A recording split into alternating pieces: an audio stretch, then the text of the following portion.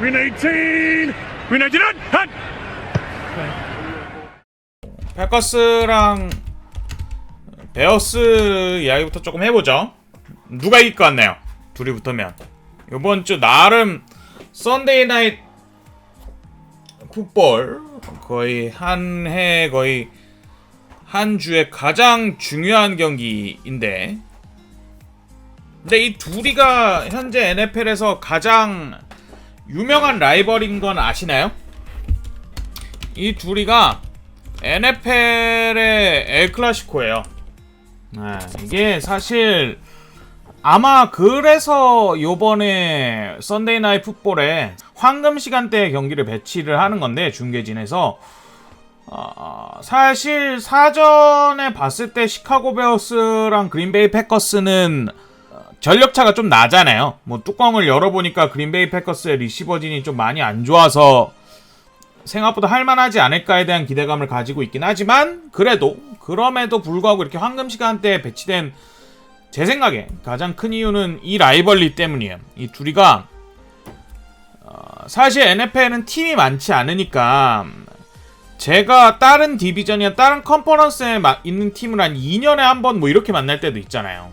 근데 얘네는 1930년대부터 같은 디비전에 있었어요. 거의 매 시즌 2번씩 만났다는 거죠. 1930년대부터. 그러니까 역사가 엄청 쌓여있어요.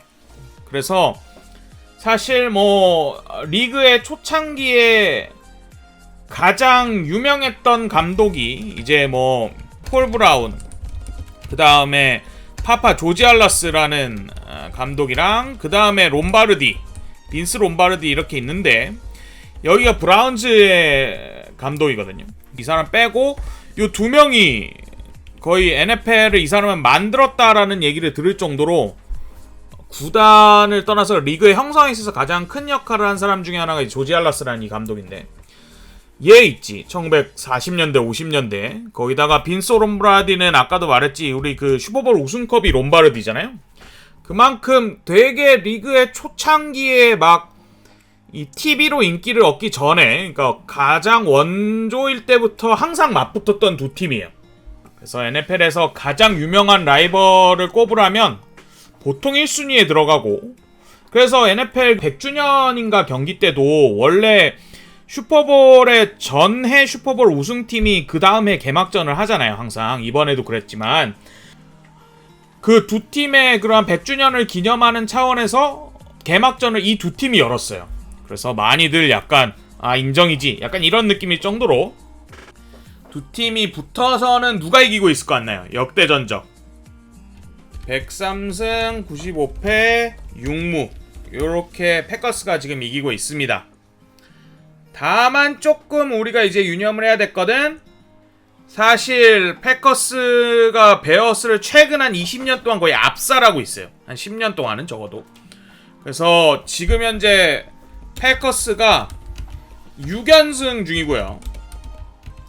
패커스의 홈이라고 불리우는 홈인 램보 필드죠. 그 옛날에 80년대 그 유명한 NFL 성우 기억이 안 나는데, 그 사람이 램보 빌라고 맨날 이렇게 목소리 깔고 이렇게 맨날 말하는 램보 빌라는 그 램보인데, 램보 필드에서는 베어스가 마지막으로 이긴 게 15년인가 그럴 거예요. 제 기억에. 6연승을 끊은 것도 가장 최근에 이긴 게 요때 한번, 이게 아마 18년도인가 그 베어스 수비 엄청 셀 때 한번 이긴 거고, 그 뒤로 또 다 졌을 거예요. 그래서 한 15년부터 지금까지 한 7, 8년간 딱 2번 이긴 건데, 매 시즌마다 2경기씩 붙으면서도. 그래서 그만큼 최근의 전적은 베어스에게 많이 웃어주고 있지 않다, 이러한 말씀을 드리면서, 이게 이 두 팀 간에 맞붙는 가장 메이저한 스토리라인이다 정도로 생각을 하시면 될 것 같아요. 좀 더 게임 내적인 이야기도 좀 해야 재밌으니까, 경기장 안에서는 패커스 측면에서는 충격의 패배를 당했죠. 근데 이 사실 NFC 노스에서 이제 패커스가 1등일 거라고 예상한 팀들이 되게 많았잖아요. 되게 쉽게. 왠지 그 수비가 워낙 강했고 뭐 공격 리시버들이 없을 거라고 예상은 했지만, 그럼에도 불구하고 에런 로저스니까 공격은 어떻게 해줄 것이다. 수비가 보강이 많이 되었다. 이런 차원에서 이제 많이들 기대를 해서 패커스가 손쉽게 디비전 1위를 할 거다라고 많이들 예상을 했는데 충격의 패배를 당했죠. 이 경기를 요약을 하면 그린베이는 패스를 아무도 못 받았다. 프리시즌 내내 우려하던 리시버진의 약세가 두드러졌다. 그리고 수비 측면에서도 저스틴 제퍼슨을 막지 못했다. 이런 식으로 요약을 할 수 있을 것 같아요. 근데 이게 이제 백스토리가 조금 재밌는 게 에런 러저스라는 쿼터백이 명정급 쿼터백이 있는데 이 선수가 올해 자기의 최애 무기 중에 하나인 이제 드반테 아담스를 놓쳤단 말이에요. 드반테 아담스가 이제 다른 팀으로 가게 됐는데 그러면서 리시버들이 거의 뭐 좀 검증되지 않은 선수들밖에 없었어요. 그래가지고 사람들이 많이 걱정을 했었지만 패커스가 그래도 에런 로저스가 해주지 않을까라는 생각을 했었는데 이 패커스의 리시버진을 시즌이 시작하기 전에 에런 로저스가 크게 한번 비난해요.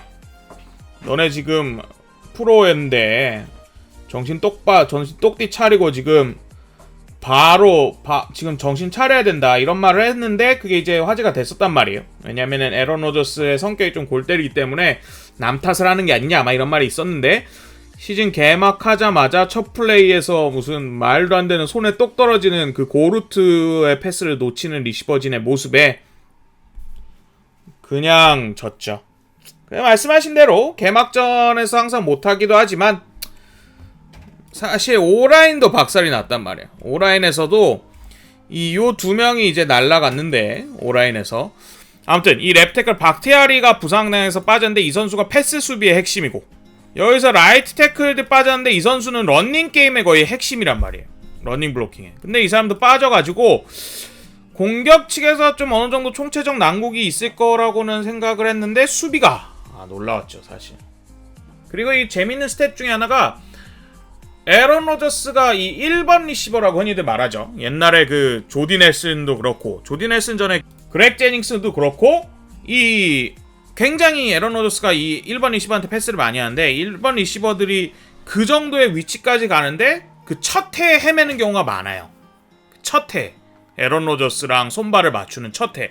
그 드반테 아담스조차 아마 첫 해의 스탯이 별로 좋지 않았고 조디 넬슨도 마찬가지고 그렉 제닝스도 마찬가지이기 때문에 이 사실 이번 시즌에 되게 스텝업이라고 하죠. 그러니까 이제 실력을 보여줄 거라고 기대되던 그 초보 리시버들이 이 올해 안에는 헤매지 않을까라는 게 이제 뭐 사실 지난 역사를 봤을 때 안전한 픽이기는 하죠. 근데 놀라운 거는 다시 말하지만 수비였다. 이게 왜 더 놀라웠냐면 패커스의 수비 스킴이라고 하죠. 이제 전략, 뭐 전술. 이게 이제 흔히들 말하는 딥 소프트 커버리지예요. 그러니까 한마디로 뭐냐면 이 수비를 깊게 놓는 거예요. 얘네들이 이렇게 되게 뒤에 서 있어. 그리고 코너백들도 리시버한테 딸싹 붙어가지고 맨마킹을 하거나 지역 수비를 굉장히 이 빡빡하게 하는 게 아니라 널널하게 해요. 이렇게 뒤에서 항상 수비가 뒤에 있게 하는 거야. 그러니까 빅플레이를 최대한 막고 앞에서 전진해서 패스 나가는 짧은 것들은 허용을 하는 거죠. 수비 코치가 이 조베리가 항상 짜오던 전력이 이러한 거였거든. 이러한 지역 수비에 기반한 한글로 하면 소극적인 수비였는데 이 소극적인 수비에는 사실 가장 중요한 게 상대 에이스 선수가 그렇게까지 좋은 날이 있으면 안 돼. 이 저스틴 제퍼슨이 말했잖아요. 왜냐면은 빅플레이를 막는 거거든. 근데 저스틴 제퍼슨이 빅플레이만 지금 몇 개 있었어요. 어마어마하게 많았잖아. 근데 이거는 두 가지 뜻을 하는 거예요. 이 형태의 수비가 유효하지 않았다. 플러스 이 바이킹스의 코치가 공격 전술을 기가 막히게 짰다죠. 근데 저는 후자도 있고 전자도 있는 것 같아요. 일단 바이킹스 코치는 그 작년에 램즈 공격 코치였을 거예요. 케빈 오코넬. 오케이. 얘가 이제 작년에 한 게 뭐예요? 말했다시피 이 션 맥베이의 공격 체계답게 램즈의 뭐 리시버들을 램 1위로 옮겼다가 저리로 옮겼다가 모션을 주면서 수비를 엄청 혼란을 주면서, 그쵸, 가장 중요한 게 쿠퍼컵을 미친 활약을 만나게 만들었잖아요. 쿠퍼컵이 이 팀의 램즈의 1번 무식이라는 거를 다 알고 있었는데도 못 막을 정도였잖아요. 그만큼 이 특급 리시버, 특히나 슬롯 출신의 리시버를 엄청나게 스탯을 찍는 괴물로 만드는 것에 있어서 검증이 어느 정도 된 감독인데, 이 저스틴 제퍼슨도 이 아무튼 쿠퍼컵이랑 느낌이 비슷하다고 생각하면 돼요. 그러니까 공격 축구로 치면은 사이드에서도 잘 뛰고 중앙에서도 잘 뛰는 이런 느낌인데, 이 저스틴 제퍼슨도 쿠퍼컵이랑 비슷하게 슬롯 리시버로 대학교에서 좀 많이 했고 뭐 이래가지고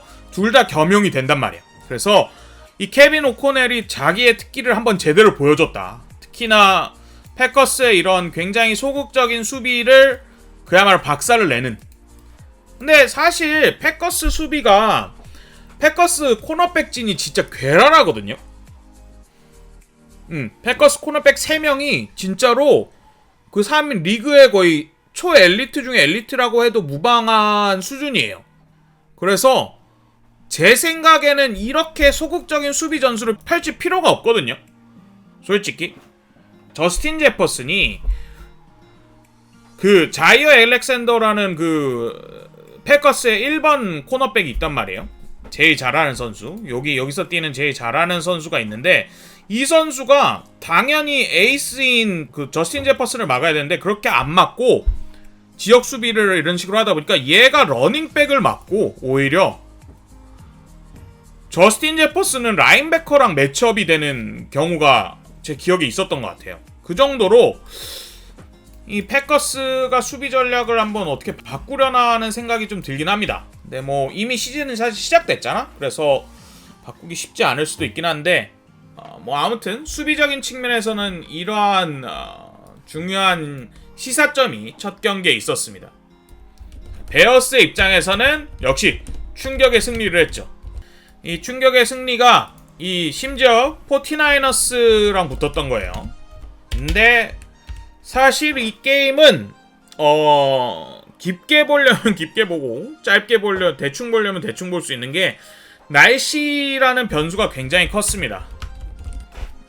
보신 분들은 아시겠지만 4쿼터 마지막에는 그 어디가 10야드고 20야드 이거 지점인 게 너무 비가 많이 와서 안 보여가지고 컴퓨터 그래픽으로 막 넣고 그랬을 건데, 그래서 사실 많은 스탯이 그렇게까지 의미가 있나 싶은 거죠. 이렇게 생각할 수가 있어요.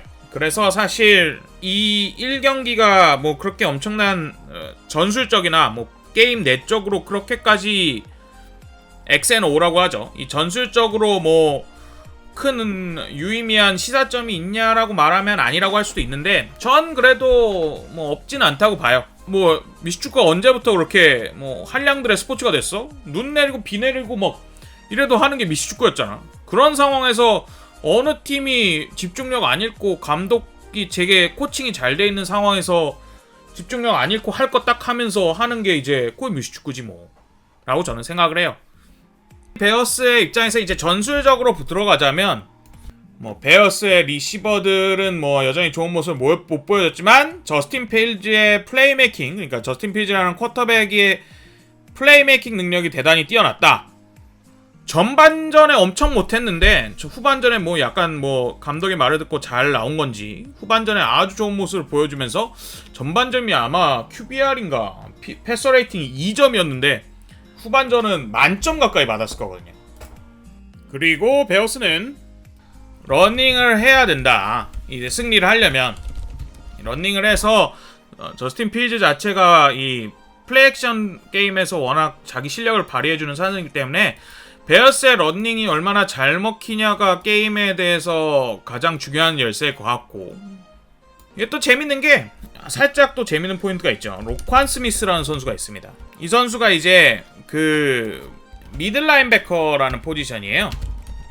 미들 라인베커가 뭐냐면 축구로 치면 중앙 미드필더야. 그러니까 모든 걸 다 해. 수비 조율부터 시작해가지고 뭐 수비가 얘는 어떻게 가고 저는 어떻게 가고 이런 것도 지시하고 런닝도 맡고 패스도 맡고 모든 걸 다 하는 역할을 하는데, 이 미들라인베커가 지금 사실 베어스의 황금 계보가 있어요. 미들라인베커라는 포지션을 만들었다라는 말을 듣는 정도의 선수인 딕 버커스랑 뭐 그 다음에 마이클 싱글테리랑 뭐 그 다음에 그 브라이언 얼라커부터 해가지고 시카고 베어스의 상징과 같은 계보거든요. 시카고 베어스는 쿼터백이 한 번도 없었기 때문에 아쉽게도 안타깝게도 공격의 쿼터백 계보가 있으면 좋겠지만 그런 건 없고 명전 수비 계보라고 생각하시면 돼요.